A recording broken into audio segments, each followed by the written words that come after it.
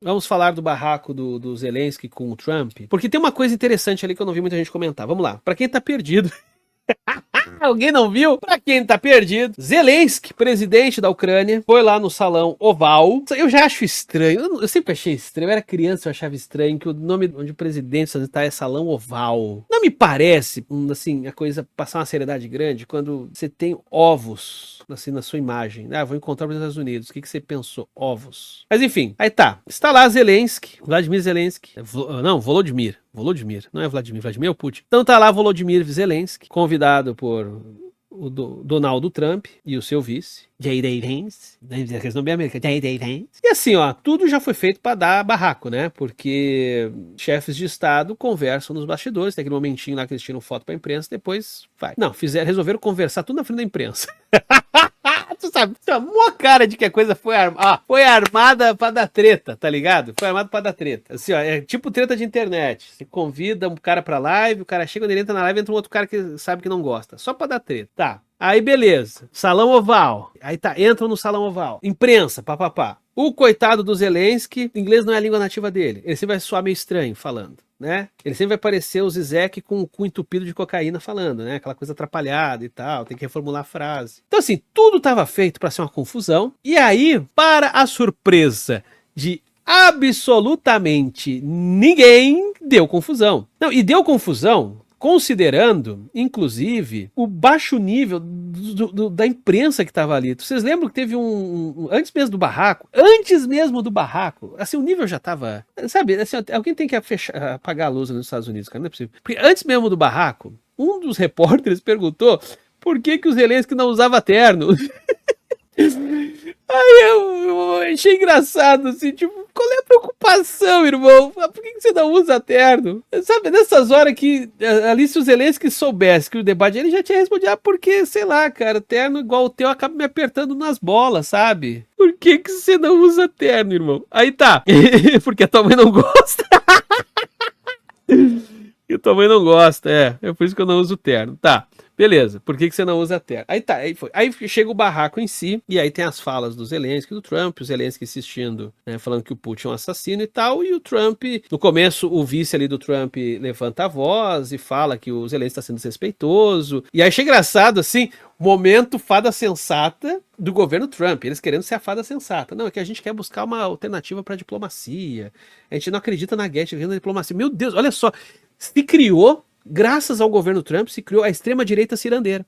É a extrema-direita cirandeira. Eles estão lá falando assim, não, ó, a gente tá a favor, né? A gente não quer guerra. A gente, 2 dias, 3 dias atrás, a gente falou que a gente ia transformar Gaza num resort. Mas a gente tá falando de invadir Panamá, de Canadá, México. Daqui a pouco eles vão falar de invadir países que eles nem conhecem.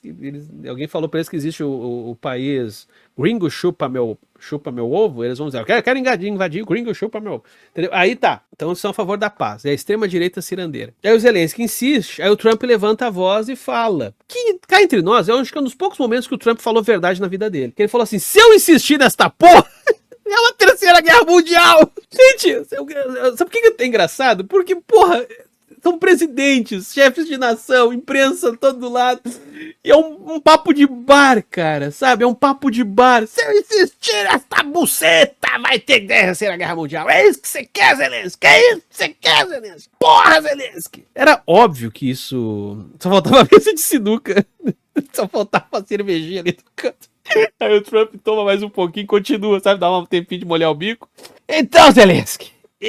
Não, só, assim, pra não culminar na baixaria, pra ficar mais papo de bar, tinha que ter no meio, assim, um momento de descontração pra depois ver a atenção. O papo de bar tem assim, né? A pessoa tá lá, porque se eu continuar isso aqui na Guerra Mundial... Então, mulher tá bem? Que bom. Mas então, cara, eu tava te falando, isso é um absurdo! Sabe, faltou esse momento, assim, eu só senti falta desse gancho, assim, aquele respiro gentil que há num bar com pessoas bêbadas discutindo. Eu senti falta dessa pequena depressão narrativa. E aí, bom, aí o Zelensky saiu, né? E o Trump falou que quando ele estiver pensando em paz, que ele volte. Você vier com a pombinha da paz. Quando você vier com a pomba, quando você trouxer a pomba, mostra a pomba pra nós. Mostra a pomba. E a pomba a gente sabe o que é, né? A pomba são os minérios da Ucrânia, que os Estados Unidos basicamente tá dizendo, dá pra nós. Vocês querem proteção contra a Rússia? A gente dá proteção contra a Rússia pra ti.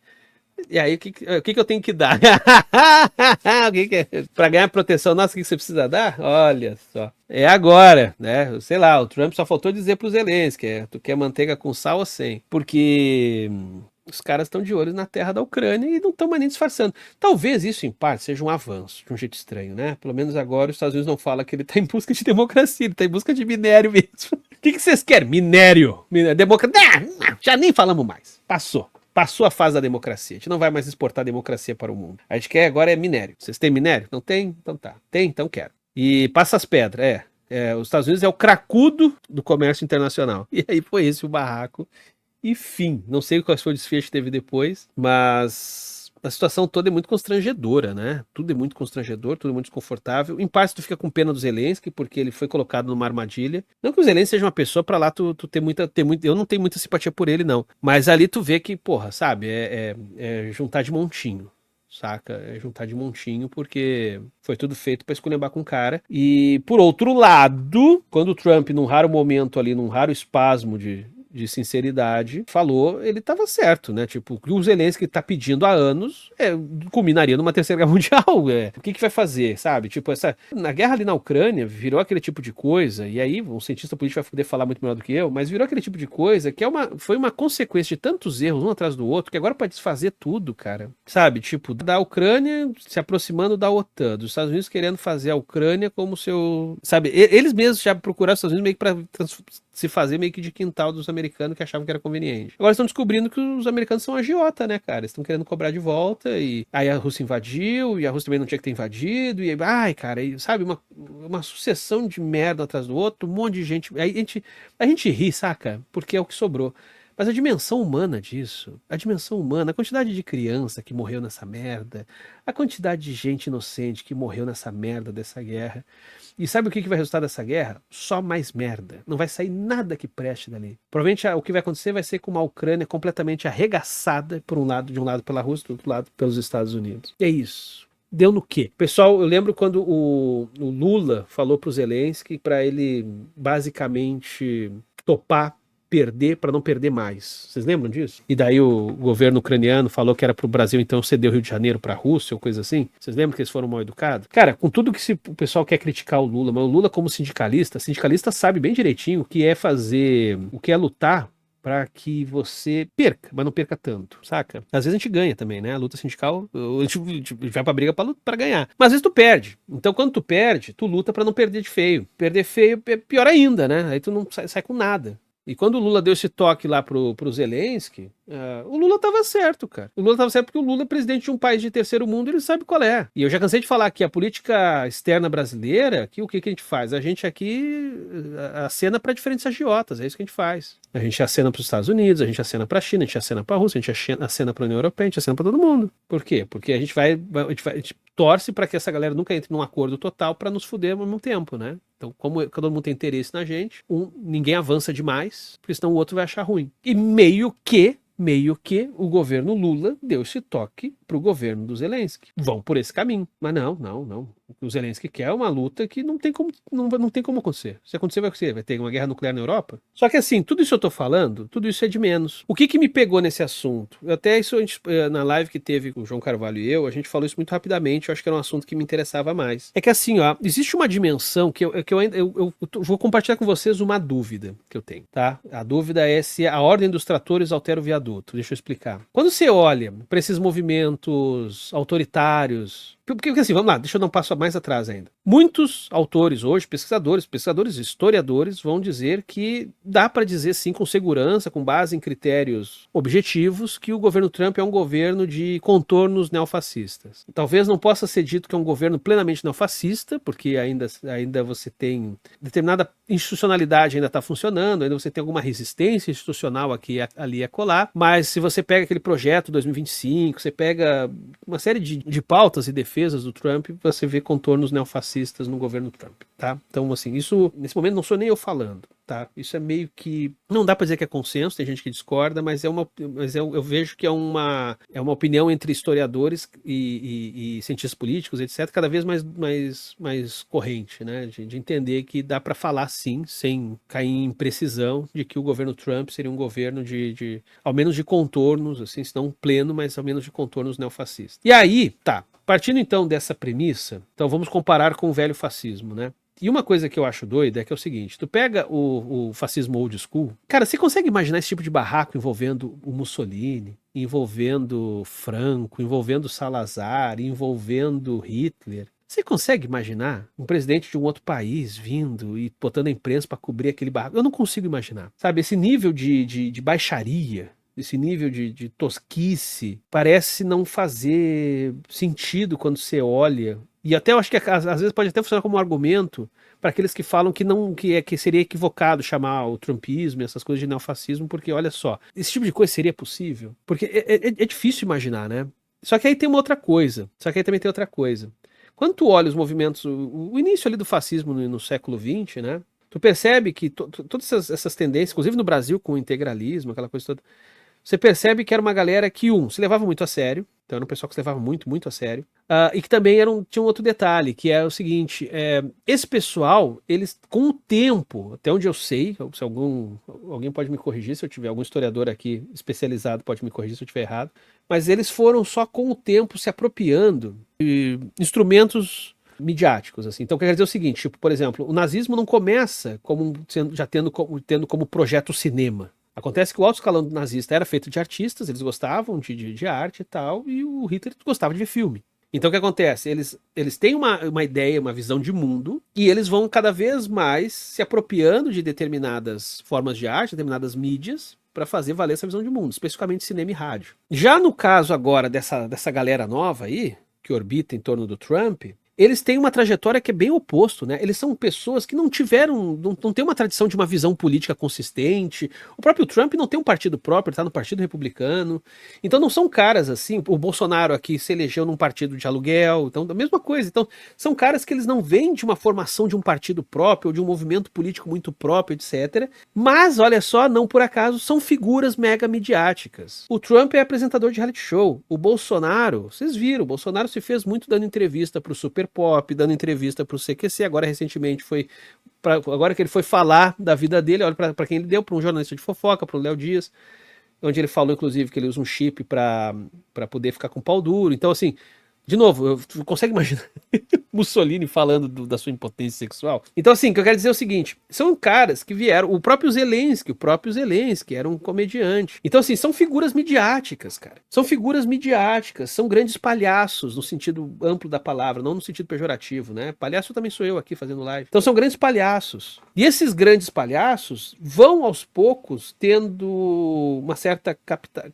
capilaridade e vão conseguindo criar um público, criar um eleitorado, inclusive, né? E vão usando estratégias, daí vem a coisa da guerra cultural que eu tanto falo aqui, estratégias essas muito feitas ali nos anos 80 pelo Ronald Reagan, de entender que, de marketing político, olha, uma maneira que você tem de engajar as pessoas é pegar certas pautas que são muito quentes, são muito afetivas e que não têm apelo pro racional. Então, por exemplo, vamos supor que eu agora quisesse entrar pra política. Cara, sei lá, se eu quisesse entrar agora pra política e eu fosse assim, totalmente amoral, né? Ou seja, eu não vou lutar pelo que eu acho certo, eu só quero ganhar voto. Se eu só quero ganhar voto, eu acho que a primeira coisa que eu ia defender é pena de morte. Porque o Brasil é totalmente a grande maioria do Brasil é punitivista. Pena de morte e diminuição da maioridade penal são pautas extremamente populares no Brasil. Eu posso nem acreditar nisso, tá ligado? Foda-se se eu acredito ou não. Mas eu vou lá, bato o martelo nisso e vou. E aí outras pautas. A questão do aborto. O aborto eu já cansei de falar aqui. A questão do aborto, ela foi apropriada por esse marketing político da guerra cultural. O Edir Macedo aqui no Brasil, da Igreja Universal, a Igreja Universal no seu começo defendia aborto, era pró-aborto. O Bolsonaro,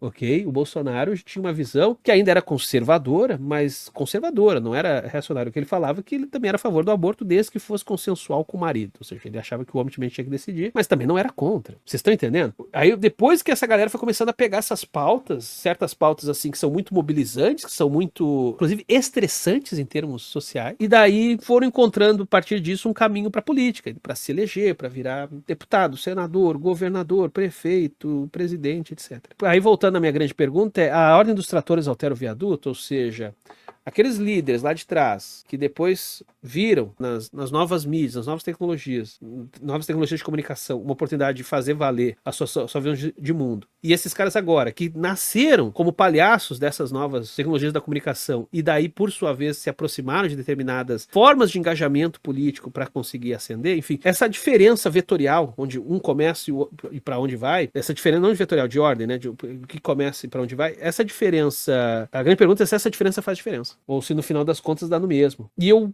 tendo a achar que a diferença faz diferença. Ou seja, eu quero dizer o seguinte, e por isso que eu trouxe esse barraco do Zelensky com Trump. A dimensão do espetáculo é muito importante, é tão importante que às vezes é mais importante que todo o resto. Por exemplo, agora a gente está vendo esse desfile de saudação romana de figuras ligadas ao trumpismo. Eles não tentam nem disfarçar, eles são explícitos. Por que estão fazendo isso? Em parte porque todos eles acreditam nisso? Pode até ser. Mas também pode ser o fato de que não é questão nem se a gente acredita ou não. Isso vira uma questão menor. Olha só que doido. O crer ou não crer é uma questão menor. O mais importante é mobiliza, se agita, se provoca tumulto, se mantém a gente em pauta constantemente. Então por isso só já vale a pena. Pouco importa o depois. O depois, se você crê ou não crê, é capaz de eles nem conversarem entre si sobre isso. Ignora. O importante é, isso causa comoção. E tudo é dimensionado pelo espetáculo. Tudo tem que ser extremamente performático. Então até mesmo o risco de um início de uma terceira guerra mundial, você tem que fazer com isso a produção de um espetáculo que é um barraco, que é um bate-boca ridículo, mas que fez o mundo inteiro naquele dia, pré-carnaval, falar sobre isso. E aí a gente fica pensando as consequências maiores disso. Né? Vamos partir de um princípio, então, que tem aí uma espécie de dominante do espetáculo que faz com que todo o resto seja menor perante a própria necessidade do espetáculo. O espetáculo em si, por si só, se basta. Não é mais um espetáculo sobre algo, é um espetáculo sobre o espetáculo. Aí você pensa, tá, em termos de política direto, né? Assim, no que tange a vida real das pessoas, o que acontece? Aí você tem um fascismo clássico, ou você tem, na verdade, só bagunça? Porque também isso é um outro ponto interessante, né? O governo Bolsonaro foi um governo muito bagunçado, muito desorganizado. Por isso que é tal do neofascismo, eu até concordo, às vezes com gente de esquerda mesmo, que se recusa a usar o termo porque acha que é diferente. É diferente. Saca? É uma ênfase muito grande no espetáculo e que parece rumar muito mais para a esculhambação, para a desorganização, do que necessariamente para uma espécie de projeto de coesão, seja totalitário ou não, mas que havia no fascismo. Esse vídeo é um corte da Live do Caos que acontece no canal do Quadrinhos da Sarjeta todo domingo à noite por volta das 9h30, geralmente. Então curta e compartilhe este vídeo. E se inscreva lá no Quadrinhos da Sarjeta, assim como aqui no Cortes da Sarjeta, pessoa vagabunda.